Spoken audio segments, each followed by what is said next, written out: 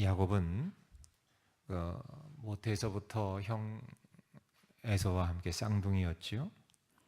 그런데 성경에 보니까 야곱은 그 어머니 뱃속에 있을 때부터 하나님께서 선택한 사람이 이 야곱이었습니다. 야곱이란 이름에 뜬 여러분 아시는 것처럼 배신하다, 배신자, 야가 빠진 사람 그런 뜻이 있죠. 근데 그의 인생도 그런 인생을 살았습니다. 워낙 잔꾀가 많다 보니까 야곱이 형이 에서가 배고픈 틈을 타서 형을 속이게 되죠. 팥죽 한 그릇으로 응당 형 에서가 받아야 될 그 장자권을 교묘하게 형을 속여서 차지합니다. 근데 형만 속인 것이 아닙니다. 나중에는 늙은 아버지 이삭을 속이지요. 아버지 이삭을 속여서 한마디로 말해서 사기죄지요. 사기를 치는 거죠. 그래서 형이 받아야 할 그 장자의 축복권을 아버지를 속여 그 일을 마침내 가로챕니다. 그리고 이런 일로 인해서 형의 미움을 산 그 야곱은 야밤에 도망치듯 외삼촌 라반의 집으로 피신해 갑니다. 근데 우리는 이 정도 하는 사람이 주변에 있으면 이런 사람을 다시 보고 싶지 않을 것 같아요. 이런 사람이 만약에 내 동생이거나 이런 사람이 만약에 내 가족이거나 내 친구이거나 한다면 사실은 그렇게 보고 싶지 않을 것 같아요. 다시는. 그런데 어찌된 영문인지 하나님은 이런 야곱을 다시 찾아가십니다. 다시 찾아가시는데 외삼촌네 집으로 가는 길에서 돌을 베개 삼아 잠을 청한 그 야곱을 찾아가서 그런 야곱을, 사실은 이게 나쁜 짓 하고 도망치는 거거든요. 인간적으로 보자면.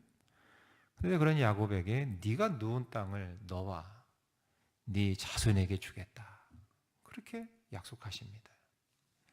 땅의 모든 족속이 너와 네 자손으로 인해서 복을 얻을 것이다. 이런 어마어마한 축복을 해주십니다.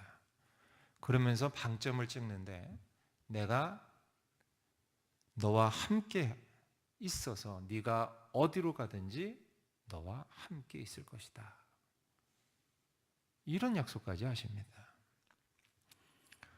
그리고 난 다음에 야곱이 마침내 외삼촌 라반의 집으로 갑니다. 그런데 참 사람이 바뀌기가 쉽지 않은 것 같아요. 야곱은 이 외삼촌 라반의 집에 가서 어쨌든 결과적으로 아내를 4명을 두게 됩니다. 아내가 몇 명이요? 4명입니다. 4명입니다. 원래 그 레아와 라헬 그 2명과 또 그 아내들의 몸종 2, 이렇게 해서 도합 4명의 아내를 둡니다. 여러분, 한 집안에 아내가 4명이면 그 가정이 행복할까요? 한 집안에 아내가 4명이에요. 남편은 하나고. 그 가정이 여러분 진짜 행복할까요? 4명의 아내는 행복했을까요? 남편 야곱은 행복했을까요? 그 자식은 행복했을까요? 그리고 이걸 하나님이 기뻐하셨을까요? 여러분, 하나님의 원래 뜻은 한 남자는 한 여자와 결혼하는 것이 하나님의 뜻입니다. 근데 야곱은 덜커덕 외삼촌 집에 가서 아내를 4명이나 둡니다. 이 아내들이 경쟁적으로 애를 낳습니다. 애를 낳는 게 기쁨도 아니고 뭐도 아니에요. 그냥 경쟁이에요. 애 낳는 게. 내가 너보다 많이 낳겠다. 내가 반드시 아들 낳아서 너 이기겠다. 여러분이 모든 것은 분명히 하나님의 뜻을 거스른 것입니다. 자, 이 정도 했으면 하나님이 다시는 야곱을 안 보실 것도 같은데 우리 하나님은 여전히 야곱을 찾아가십니다. 외삼촌 집에서 이렇게 20년을 지지고 볶으며 지낸 야곱에게 하나님이 찾아가셔서 오늘 말씀 주시는 거예요. 3절에 보니까 이런 야곱에게 하나님이 찾아오셔서 이렇게 얘기하시네요. 여호와께서 야곱에게 이르시되 내 조상의 땅 내 족속에게로 돌아가라. 뭐라 그러세요? 그리고 내가 너와 함께 있으리라. 이렇게 말씀하십니다. 다윗도 마찬가지입니다. 다윗을 보면 성경은 다윗을 일컬어서 여러분 잘 아시는 것처럼 하나님 마음에 합한 자라고 묘사하고 있습니다. 그래서 다윗이 원래는 형들이 다 오디션을 볼 때 왕감으로 오디션을 볼 때 다윗은 저 양을 치고 있었죠. 막둥이라서. 그런데 결국은 그 다윗이 불려와서 하나님이 사무엘의 마음에 감동을 주셔서 저 사람이다 해가지고 결국 하나님 마음, 하나님께서 부르셔서 하나님께서 선택하셔서 마침내 이스라엘의 두 번째 왕이 되지 않습니까? 하나님 마음에 합한 사람이 다윗이었어요. 그런데 이 다윗이 왕이 되고 난 다음에 그 유명한 범죄를 저지릅니다. 자기를 대신해서 전쟁에 나가서 목숨을 걸고 싸우고 있던 부하장수 우리아의 아내 밧세바를 취하게 되죠. 남의 아내를 범하게 됩니다. 그리고 그 사실이 탄로날까 봐 그 사실을 감추기 위해서 그 남편인 우리아를 그 죽을 수밖에 없는 사지 전장에 내보내서 죽기까지 만듭니다. 간접 살인을 저지르죠. 간음과 간접 살인. 이런 다윗을 하나님 다시는 보지 않으실 것 같은데, 근데 그런 다윗을 하나님은 찾아가십니다. 하나님의 사자를 보내 나단 선지자를 보내 다윗을 책망하고 회개하게 만드셔서 계속해서 다윗을 사용하십니다. 마지막으로 베드로도 예수님이 공생을 시작하시면서 그 바닷가 마을까지 예수님이 직접 찾아가셔서 선택한 사람이 베드로입니다. 나를 따라오라. 금을 깃고 있는 베드로에게 예수님이 직접 말씀하시죠. 선택하시죠. 나를 따라오라. 내가 너로 사람을 낚는 어부가 되게 하겠다. 수지자가 됩니다. 그런데 이 베드로는 예수님을 따라다니는 공생의 3년 제자 훈련을 받는 3년 동안 실수 많이 한 사람입니다. 그리고 끝에는 예수님이 잡히시기 전엔 제가 주와 함께 있을지언정 주와 함께 죽을지언정 주를 부인하지 않겠습니다. 큰 소리까지 쳤지만 막상 예수님이 잡히고 난 다음에는 도망도 치고 또 여종 앞에선 내가 도무지 저 사람을 모른다라고 한 번도 아니고 두 번도 아니고 세 번씩이나 부인합니다. 예수님이 4일 만에 부활하신 다음에 참 우리 하나님 똑같으셔요. 야곱이 한 일, 다윗이 한 일, 그들에게 한 일 하신 것처럼 예수님은 또 똑같이 그 베드로에게 찾아가십니다. 나 같으면 안 찾아갈 것 같아요.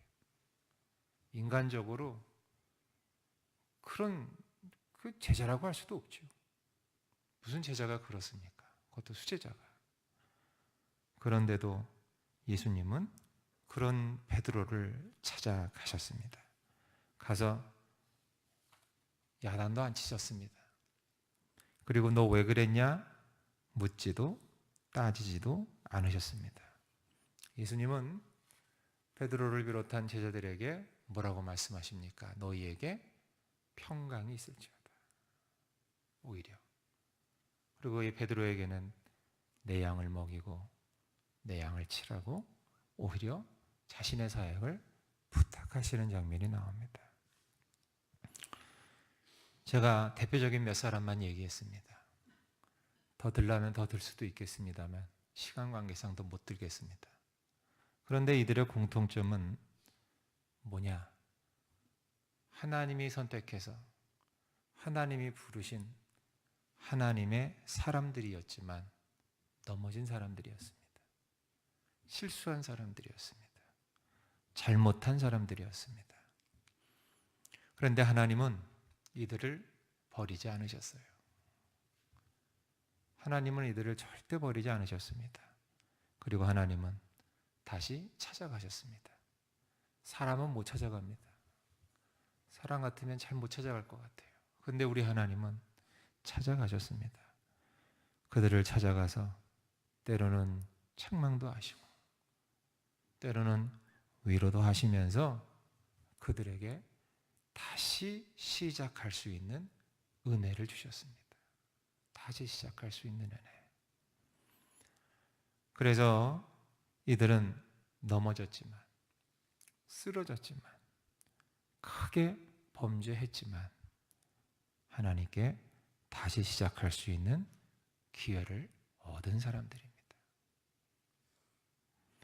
사랑하는 여러분, 저와 여러분 우리는 모두 하나님의 자녀들입니다. 우리는 모두 하나님의 사람들입니다.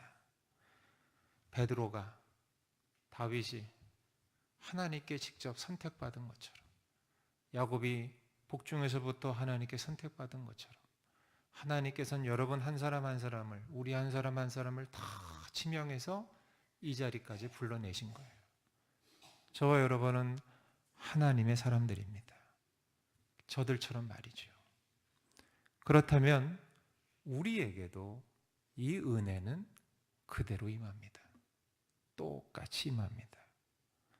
우리도 각자 경중의 차이는 있을진 몰라도 넘어질 때가 있습니다. 쓰러질 때가 있습니다. 실수할 때가 왜 없겠어요? 여기 있는 분들 실수 제가 다 압니다. 어지간하면. 여러분도 저의 실수 다 아실 겁니다. 저의 부족함.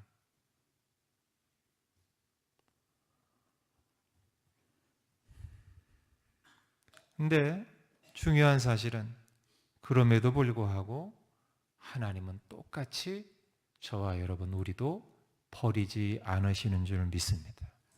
하나님은 우리를 떠나지 아니하십니다. 결코 우리를 떠나지 아니하십니다. 넘어진 우리, 쓰러진 우리, 실수한 우리, 또 똑같은 죄 또 저질러서 아이고 내가 이거밖에 안 되나 엉엉 우는 우리, 자책하는 우리 다시 찾아오셔서 우리에게 다시 일어설 수 있는 은혜를 주시는 줄 믿습니다. 다시 시작할 수 있는 기회를 주시는 분이 우리 하나님이십니다. 여러분이 혹 지금 야곱이신가요? 여러분이 혹 지금 다윗이신가요? 아니면 베드로이신가요? 낭망하지 마십시오. 그리고 포기도 하지 마십시오. 이제는 하나님이 나 같은 것 쓰시겠나 하면서 애둘러서 단정 짓지도 마십시오.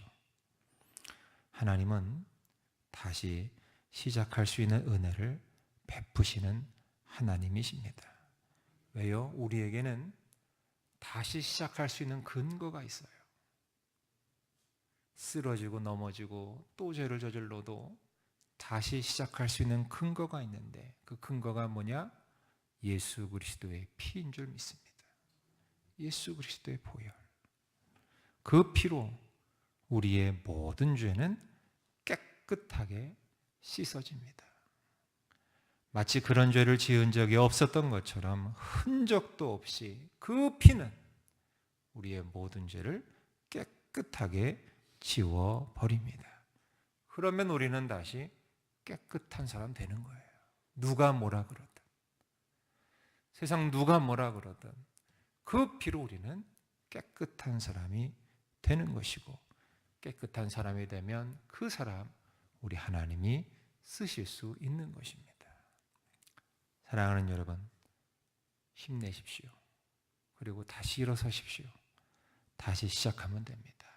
하나님이 저와 여러분 그리고 우리 하두리 교회에 함께 하시길 주의 이름으로 간절히 축복합니다. 하나님